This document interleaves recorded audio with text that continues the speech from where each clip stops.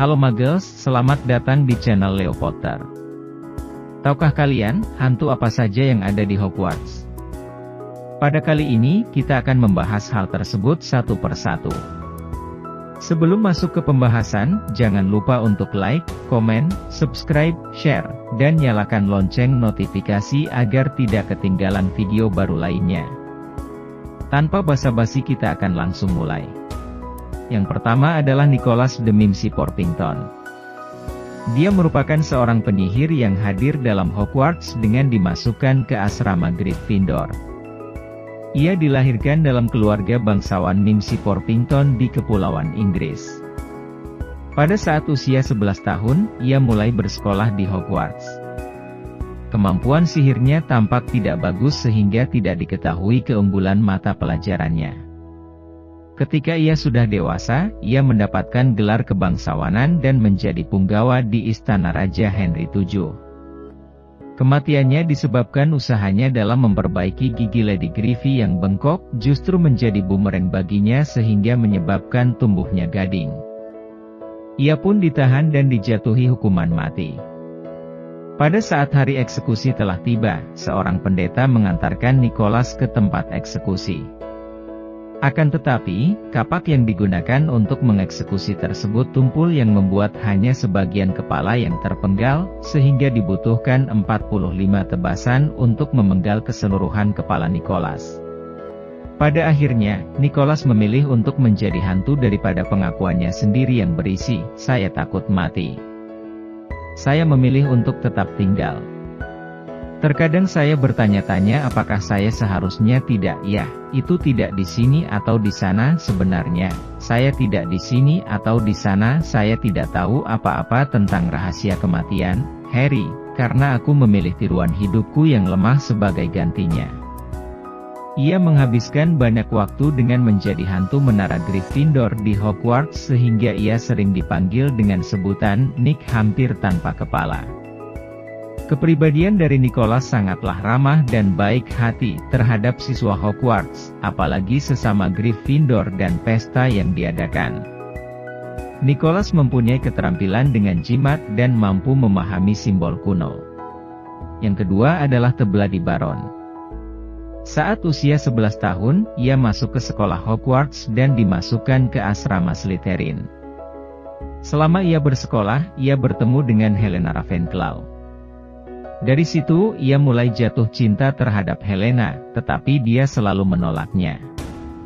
Baron diperintahkan oleh Rowena untuk mengejar Helena yang telah mencuri relik milik ibunya dan melarikan diri ke Albania. Ketika Baron menemukan Helena, ia berusaha keras untuk mengajak Helena kembali bersama-sama.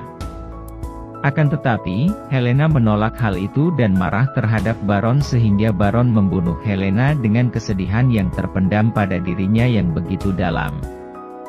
Kesedihan yang dialami Baron pun membuat dirinya juga membuatnya bunuh diri dengan senjata yang sama yang digunakan untuk membunuh Helena. Baron pun kembali ke Hogwarts dengan menjadi hantu.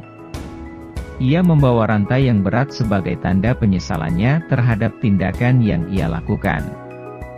Karena adanya noda darah pada bajunya, ia mendapatkan julukan Bloody Baron. Baron memiliki watak yang memilih caranya tersendiri dalam berinteraksi.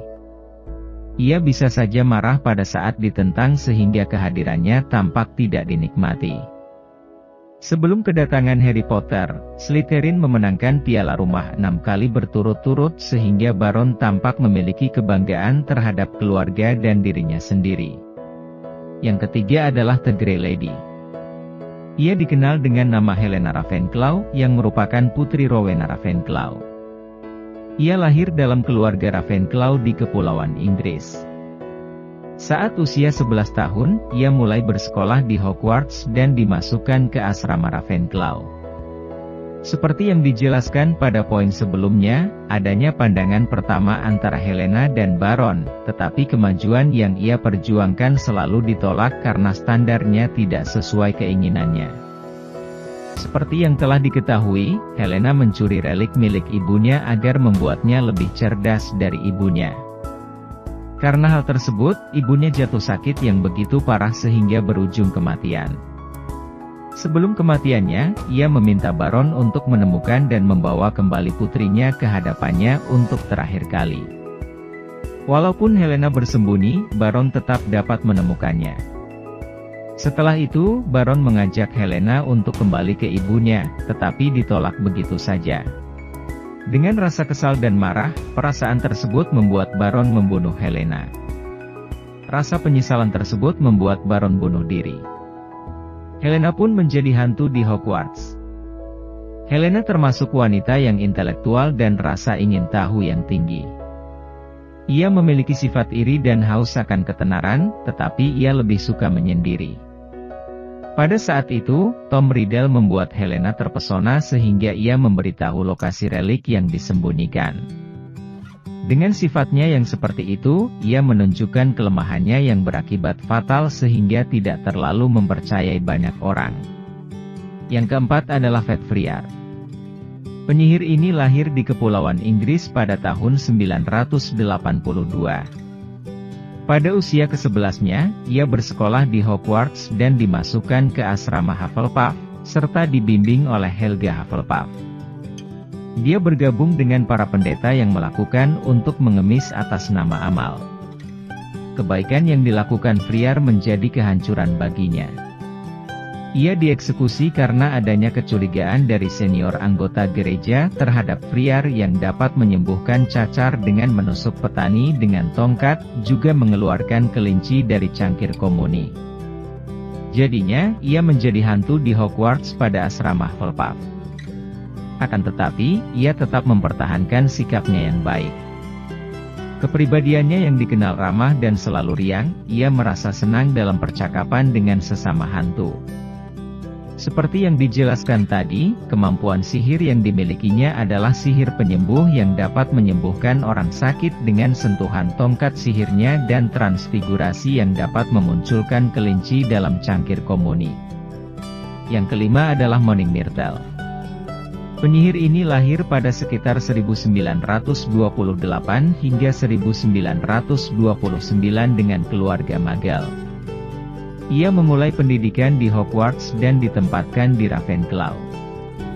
Di sana, ia terus-terusan diejek dan diganggu karena penampilan fisiknya.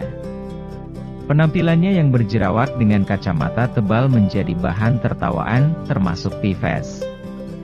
Tahun 1943, pertama kalinya kamar rahasia dibuka. Pada hari terakhir hidup Myrtle, ia diolok-olok oleh Olive Hornby sehingga Myrtle berlari ke kamar mandi. Saat itu, Tom Riddle masuk dan membuka kamar rahasia. Setelah Myrtle melihat adanya Tom Riddle dan Basilisk, Myrtle dibunuh oleh Basilisk atas perintah Tom Riddle.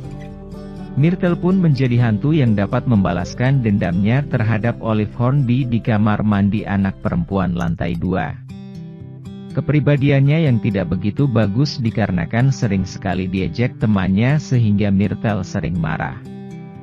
Akan tetapi, ia terlihat akrab dengan Harry Potter dan Cedric Diggory yang seakan-akan jatuh cinta sehingga ia membantu mereka dalam memecahkan suatu permasalahan atau teka-teki.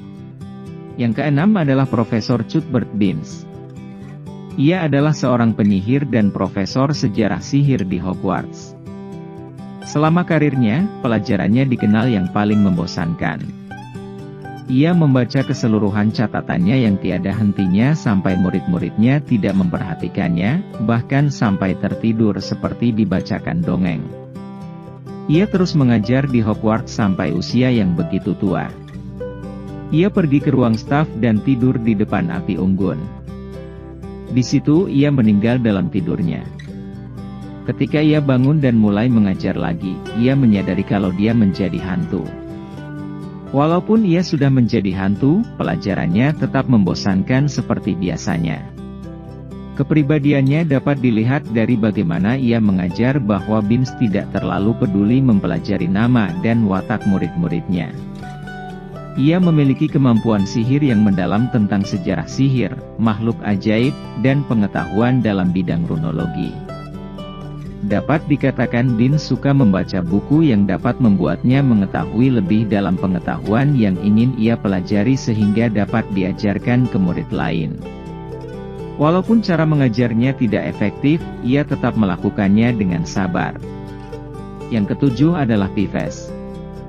Ia adalah seseorang dengan roh kekacauan yang tidak bisa dihancurkan, yang disebut poltergeist. Pives sering membuat kegaduhan di Hogwarts sehingga menjadi penyebab kemarahan para guru. Ia hanya dapat dikendalikan oleh Bloody Baron dan Albus Dumbledore. Ia juga menjadi hewan peliharaan bagi setiap penjaga Hogwarts. Beberapa upaya yang dilakukan untuk mengusir Pives menjadi sia-sia. Salah satunya adalah penjagaran Coruscant yang membuat jebakan dengan memberikan umpan senjata yang dia yakini Pives tidak akan tahan dan toples sihir yang telah diperkuat oleh berbagai mantra penahan. Hal tersebut memerlukan Pives berada pada posisi yang tepat sesuai toples itu. Pada saat itu terjadi, toples tersebut menembus Pives dan ia menghujani seluruh tempat itu dengan pecahan kaca. Ia menembak secara acak dengan senjata yang telah ditaruh penjaganya. Dari kejadian tadi, kepribadiannya yang begitu meresahkan banyak orang. Ketidakaturan yang dilakukan membuat ia berbahaya dengan tindakan sesuka hatinya. Akan tetapi, ia setia pada Hogwarts yang menjadi bukti bahwa ia menentang Dolores Umbridge dengan menyerangnya tanpa henti dan menjatuhkan Pot Snargaluf ke pelahap maut pada saat pertempuran Hogwarts. Pives juga pernah membantu siswa di Hogwarts, yaitu Fred dan George. Itulah penjelasan mengenai hantu yang ada di Hogwarts. Dari penjelasan tadi, kalian lebih suka dengan hantu yang mana? Tuliskan di kolom komentar ya.